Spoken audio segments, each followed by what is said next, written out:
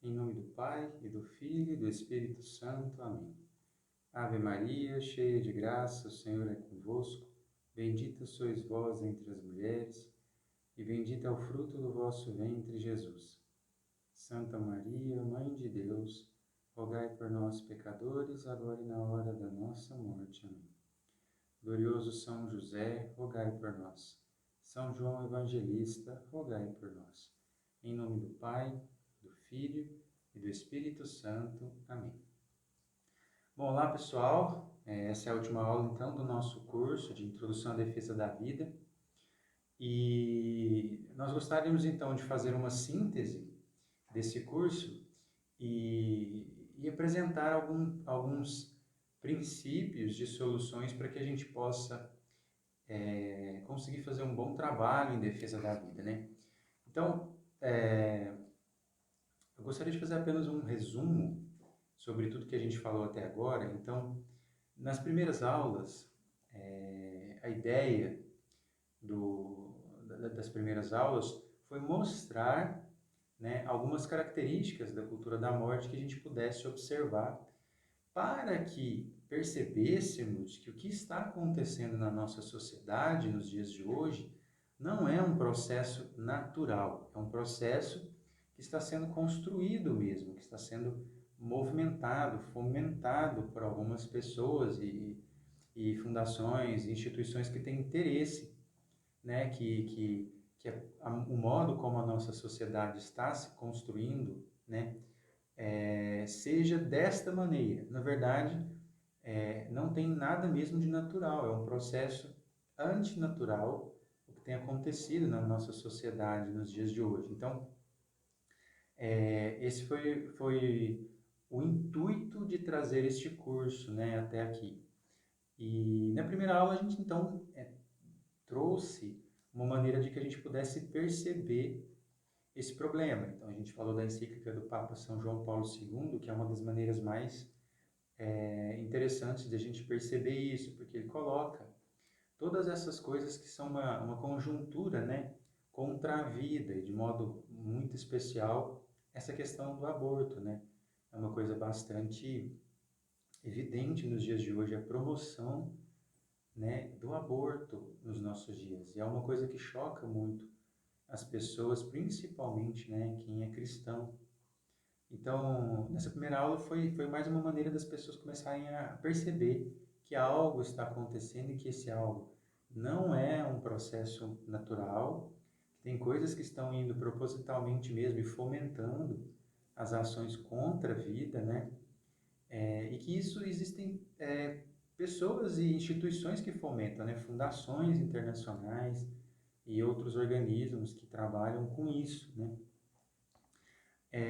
Depois a gente então começou a trazer para o curso aquilo que tem fomentado mesmo, aquilo que na verdade iniciou o processo da cultura da morte nos nossos tempos, né? Aquilo que a gente entende como a cultura da morte, que foi a criação do Conselho Populacional em 1952, que foi criado justamente, a Fundação, o Rockefeller, criou o Conselho Populacional justamente para trabalhar com a questão da estabilização, né, do boom populacional que o mundo estava passando.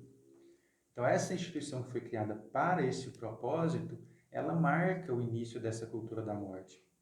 E a gente vê que a luta pelo planejamento familiar, né, como está apresentado naquele livro Segundo as Intenções, ela foi muito forte, foi um processo de realmente de um trabalho para que isso se estabelecesse, foi fomentado, foi investido dinheiro, foi trabalhado bastante para que o planejamento familiar se tornasse uma política comum, né, tanto nos Estados Unidos quanto no mundo todo, se tornasse uma política internacional, das quais, dentro do planejamento familiar, deveria com certeza estar incluído o aborto, né? Porque o planejamento familiar, quando os métodos contraceptivos não funcionam, obviamente o aborto tem que estar ali incluído, né?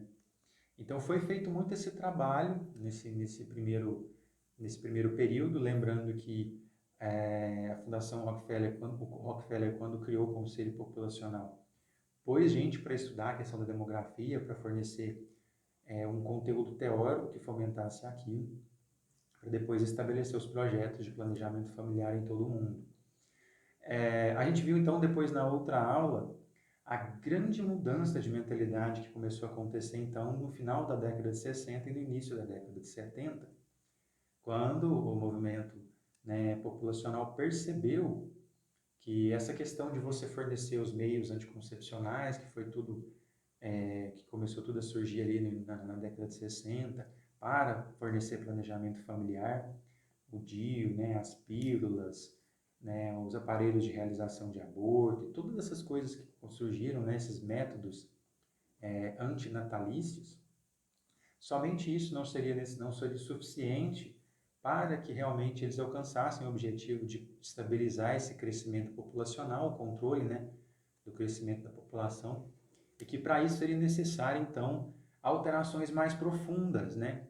Seria necessário desmotivar a mulher a ter filhos, porque até então eles perceberam, bom, por mais que você forneça todos os meios para que a mulher não controle a quantidade de filhos que ela vai ter, e aí ela cai, por exemplo, de quantos filhos Deus quiser, não, quantos filhos vier. Ela cai para ter 5 ou 6, em vez de 10, né?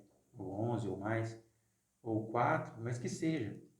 Então o pessoal percebeu que isso ainda não era suficiente, porque de fato elas estavam querendo ainda ter filhos, né? Elas estavam querendo ter família. Então a mentalidade das pessoas ainda era a natural, que as pessoas formam famílias, né? Então era preciso desmotivar isso, era preciso alterar isso. E ele trouxe, então os sociólogos trouxe aquelas teorias, né? Aquelas ideias de que era preciso você tirar a mulher então dessa mentalidade de que ela tem que ter filhos, da maternidade, levá-las para o mundo do trabalho, para adiar o tempo dela poder ter os seus filhos, ter sua família, né, querer ter seu príncipe encantado, isso não existe mais. Além disso, era necessário mudar mesmo o padrão do comportamento sexual, que as pessoas até então enxergavam, né, a característica da sexualidade para formar mesmo a família. Não, a gente precisa alterar isso, é necessário que as pessoas entendam que ela deve ter prazer, né, que deve usar a sua sexualidade para o seu bem próprio e nada relacionado à família. E o mais importante de tudo, além de não que os outros não sejam importantes, é a questão da alteração, da complementariedade entre o homem e a mulher, dos papéis entre o homem e a mulher. E essa ideia, então, é a gênese da teoria de gênero, que veio surgir como consequência disso, né? Então, essa mentalidade, ela deu origem à questão dos direitos sexuais e reprodutivos, que foi todo durante a década de 70, quando surgiu essa ideia. Como eu falei, a Fundação Ford, ela introjetou essas ideias depois que o Rockefeller faleceu e montou um plano, então, para trabalhar com essa questão dessa mudança, dessa mentalidade, um plano para a década de 90, que foi quando, então, começaram a trabalhar isso fortemente no mundo todo. E aí é outra aula que a gente falou sobre a questão da ideologia de gênero, que ela está completamente embutida nessa mentalidade, né? Então, quando surgiu na década de 90 a questão dos direitos sexuais e reprodutivos e fortemente, né, depois a questão do gênero, naquelas conferências da ONU elas foram usadas para isso, como a gente falou, né, nas aulas, eu só estou recordando, o gênero ganhou uma força muito grande, a questão dos direitos sexuais e reprodutivos, todas essas coisas estão muito unidas nessa ideia da mudança da mentalidade. E por fim, a gente falou então da última estratégia, que é o que a gente tem vivido hoje, para fomentar a questão do aborto, que é a redução de danos, que basicamente é aquela estratégia que o pessoal entendeu que era necessário, já que muitos países não estavam aceitando todo aquele esforço que estava sendo feito para a programação, para a propagação do aborto, né? Então eles viram, não, por meio de leis e por meio das iniciativas que nós estamos fazendo, não vai ser possível. Precisamos de uma nova estratégia. A estratégia é basicamente você fornecer tudo que é necessário para que a pessoa, né, para que a mulher realize o procedimento do aborto, fornece as medicações, todo equipamento que ela vai usar para fazer o aborto, para tratar do aborto depois que ela já tiver iniciado o procedimento e toda a orientação necessária para que ela faça o procedimento. Né? Como eu disse, eles entendem que não é, o crime é praticar um aborto nesses países onde é crime. Mas nós não estamos fazendo que ela faça o aborto, fazendo o aborto da pessoa. Nós estamos orientando ela para que ela faça tudo o que for necessário e a gente atenda de tal forma que reduza os danos. Né? Então essa é a ideia por trás.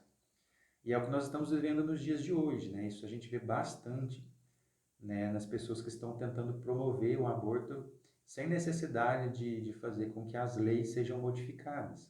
Né? É uma apologia ao crime bastante evidente.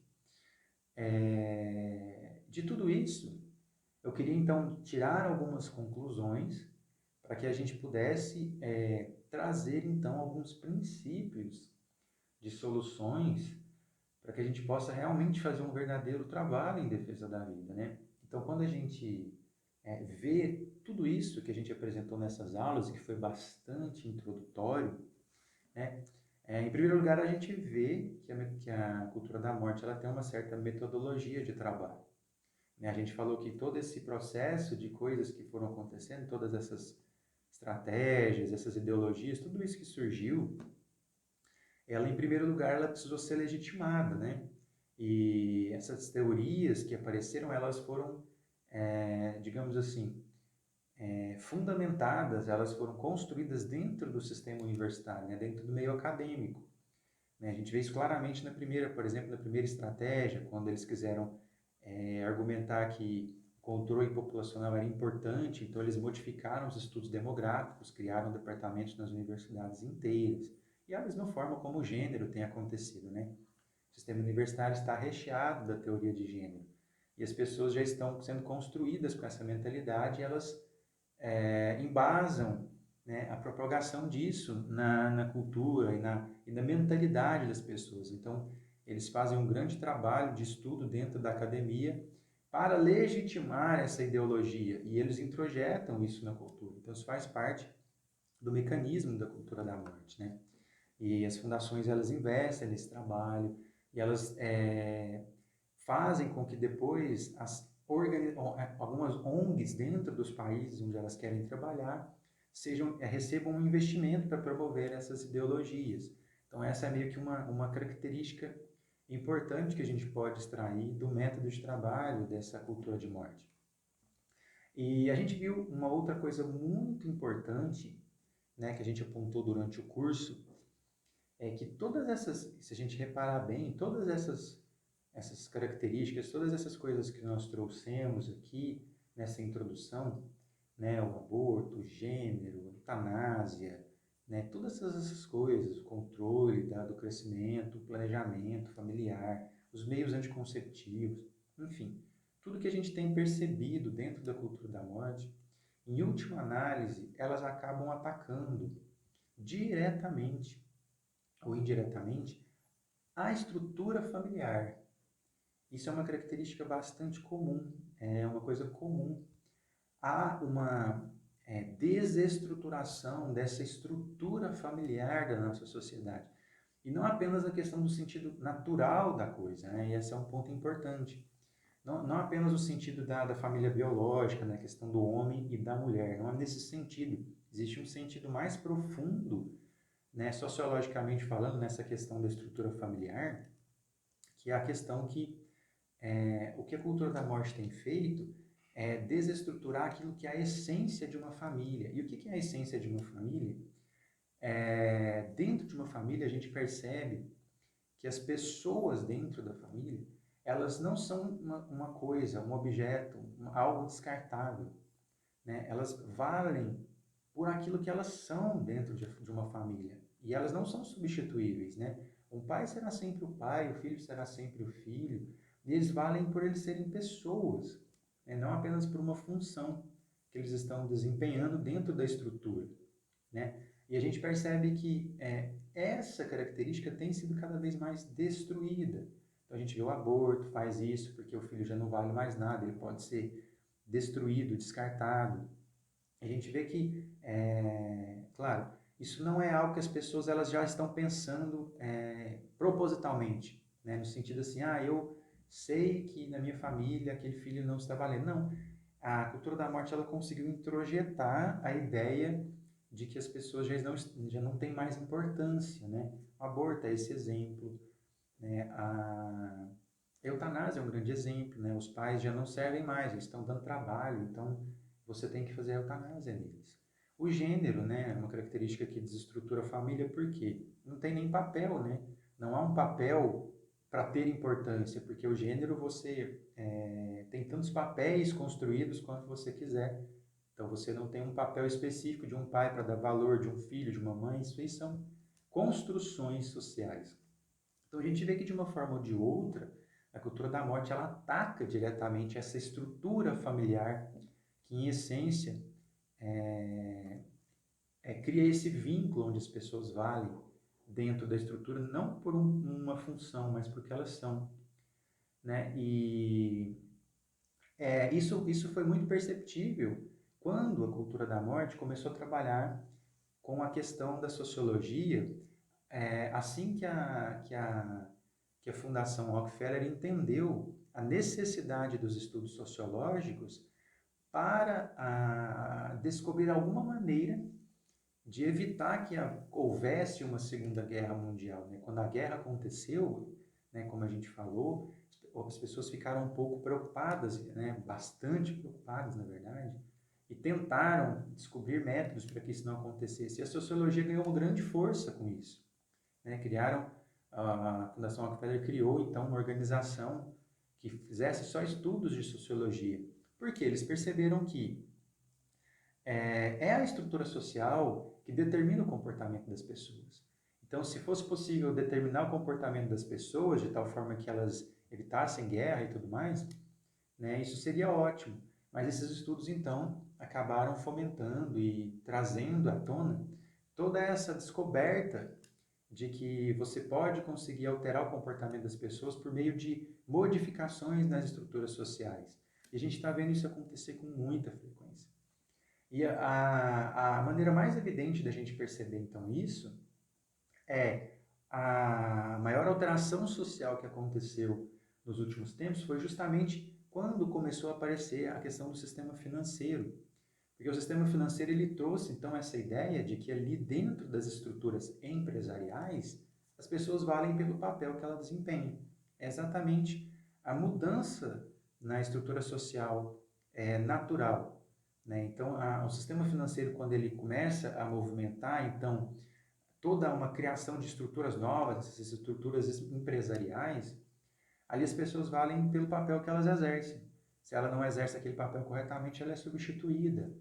Então, começa a haver uma modificação nesse tecido social.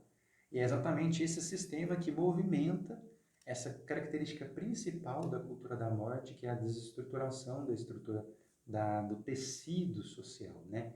De estruturas familiares, né? Estruturas primárias, como se diz na sociologia, para estruturas secundárias, né?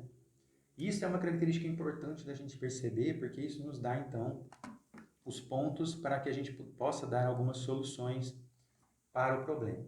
Bom, então, em primeiro lugar, é preciso que a gente, então, faça um trabalho para a vida que não seja um trabalho fruto de um trabalho assalariado, não seja uma estrutura empresarial. O trabalho para a vida tem que ser aquele trabalho fruto de uma vontade mesmo, de uma característica livre, né, que seja realmente pelo valor que a causa tem. Né? Não pode ser um objeto de comércio, tem que ser livre, tem que ser feito por amor, com uma espiritualidade muito forte, né? Uma espiritualidade cristã, bastante autêntica, como nós vamos ver daqui a pouco, que é muito importante. A gente viu que a causa instrumental, né, aquilo que é usado para que a cultura da morte avance, é o sistema universitário. Então, nós precisamos, de alguma maneira, começar a estar lá dentro, a fomentar, né, esses princípios que nós vamos falar daqui a pouco dentro do sistema acadêmico, né, começar a criar teses, a orientar, a fazer um trabalho para que introjete-se de volta na sociedade a ideia de que é necessário reconstruir o tecido social para o seu verdadeiro tecido, né? O seu tecido familiar.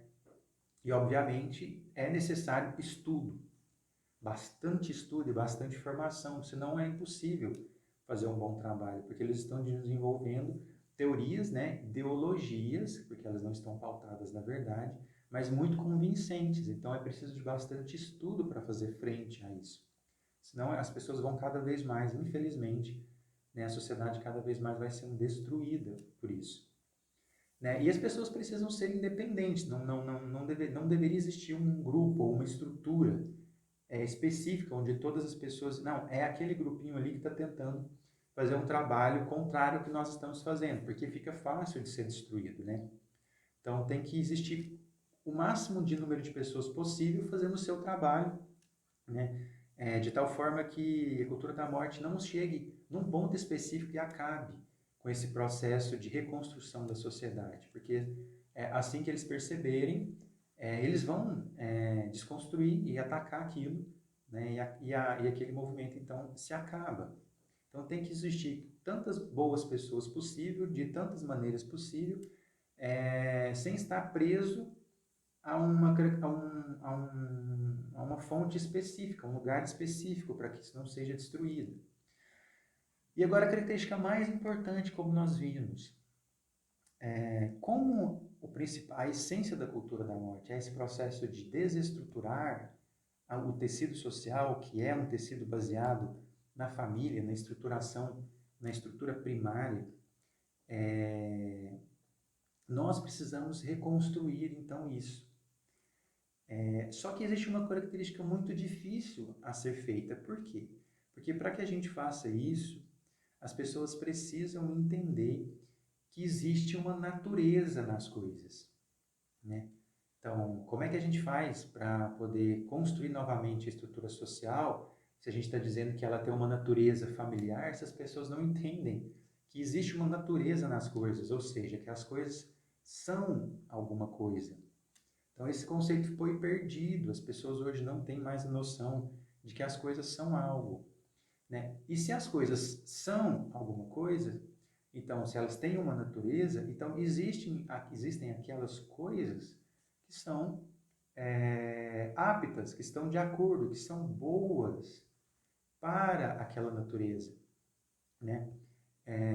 Então, nós precisamos começar a fomentar essa questão da construção das famílias, né, nesse sentido da estrutura primária. E como que a gente faz isso, né? E não só construir isso, mas levar isso de volta, trazer isso à perfeição.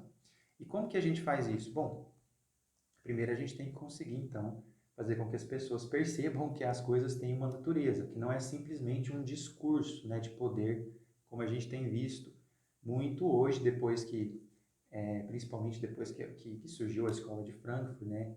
Então, o pessoal hoje entende tudo como sendo um discurso de poder, ou seja, você está colocando a sua vontade sobre a outra pessoa. Não, isso é o que você acha, porque você quer impor a sua vontade sobre mim. Mas, na verdade, eu penso outra coisa, né? Não queira impor as suas ideias sobre mim. Então, as pessoas elas não percebem que, na verdade, existe uma natureza da qual aquela coisa é daquele jeito, né? Então, e a gente precisa mostrar isso na academia, mostrar academicamente que existe uma natureza, que existe uma verdade nas coisas, né? Até as pessoas até isso ficar bastante evidente na mente da pessoa, né? Que a cultura da morte faz isso e que é preciso, né? Que as pessoas compreendam essas coisas. Bom, então, se a gente conseguir mostrar que as coisas têm uma natureza, então a gente tem que mostrar, a gente vai conseguir mostrar que existem aquelas coisas que estão de acordo com a natureza. Ora, se a estrutura familiar é feita por seres humanos, né, então a gente tem que entender que existe uma natureza humana. Ora, se existe uma natureza humana, então existem aquelas coisas que são coerentes com essa natureza humana. E aquelas coisas que são coerentes com essa natureza humana é o que a gente chama, então, de virtudes. Ora, a filosofia, né, e o pensamento filosófica, eles nos mostram que todas as coisas que são alguma coisa, elas são aquilo que tem nelas de principal. E a gente vê que a natureza humana, o que tem de principal na natureza humana, é justamente a inteligência, né? Então, é muito importante, é característico e é evidente que nós percebemos que um ser humano, o que ele tem de mais importante, o que ele tem de característico, que diferencia ele de qualquer outra coisa, é a sua inteligência. Ora, se a gente percebe que é necessário reconstruir a estrutura familiar, e uma coisa importante é que as estruturas familiares, elas surgem, então, da excelência de uma pessoa humana, né, obviamente falando.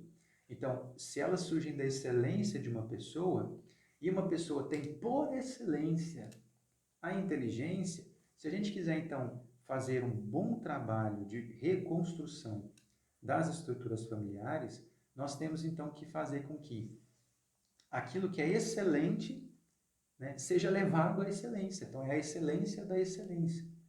Ou seja, o trabalho em cima da inteligência humana tem que ser levado à perfeição, né? Então, essas qualidades que aperfeiçoam a natureza, no caso humana, que são as virtudes, elas precisam de começar a ser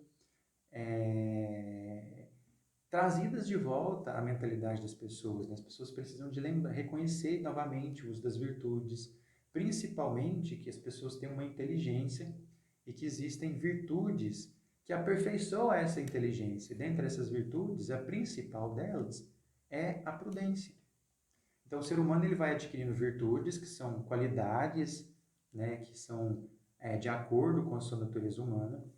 E essas qualidades, essas virtudes, elas precisam ser colocadas em ordem pela inteligência, que é o que o ser humano tem de mais importante. E essa virtude, então, que aperfeiçoa a inteligência é a prudência.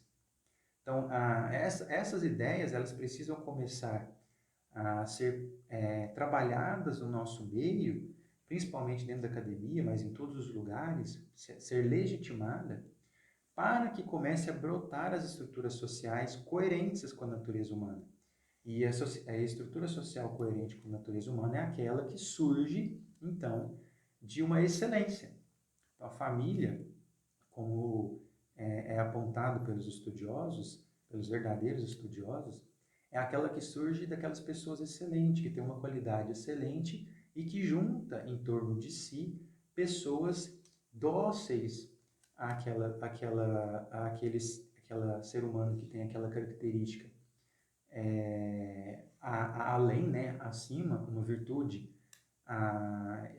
mais excelente, porque elas percebem que é bom, que é útil, que é agradável, que é melhor para elas estarem assim. E foi assim que começou a surgir, então, as primeiras sociedades, as primeiras famílias, né? Então, se a gente quiser realmente fazer esse bom trabalho, nós temos que fazer com que essas coisas comecem a acontecer novamente. Então, a ideia de virtude é essencial para esse trabalho em defesa da vida. A compreensão de que existe uma natureza humana, de que essa natureza humana é aperfeiçoada por virtudes, das quais a principal é aquelas que trabalham na inteligência, porque a inteligência é o que há de mais excelente no ser humano. Essas ideias precisam começar a surgir novamente, as pessoas precisam começar a compreender isso. E para fechar, dentro ainda desse contexto, existe uma coisa muito mais maravilhosa em tudo isso, que é aquilo que o cristianismo, né, que nosso Senhor Jesus Cristo veio trazer, que a boa nova, né, o evangelho. E o que é esse evangelho? É a graça do Espírito Santo. Hoje nós estamos, inclusive, estou gravando esse vídeo hoje no Pentecostes, né, que é exatamente o envio do Espírito Santo, que nosso Senhor Jesus Cristo mandou, para que então começasse a levar, né, aqueles apóstolos à propagação do Evangelho. E é exatamente isso que, inclusive, Santo Tomás de Aquino coloca como sendo a essência do Evangelho, a graça do Espírito Santo. Ora, é essa graça que faz com que o ser humano seja capaz de desenvolver virtudes que vão além das simples virtudes naturais, que é uma característica que a teologia coloca, que são as virtudes infusas. Então, além daquelas virtudes sobrenaturais da fé, esperança e caridade, que são aquelas virtudes que fazem com que o ser humano seja capaz de entrar em contato com o próprio Deus, existem aquelas virtudes infusas, que são frutos exatamente da graça do Espírito Santo que vai trabalhando o ser humano que está em comunhão com Deus. Então, essas são virtudes muito mais excelentes do que essas virtudes anteriores, que são as virtudes naturais, né?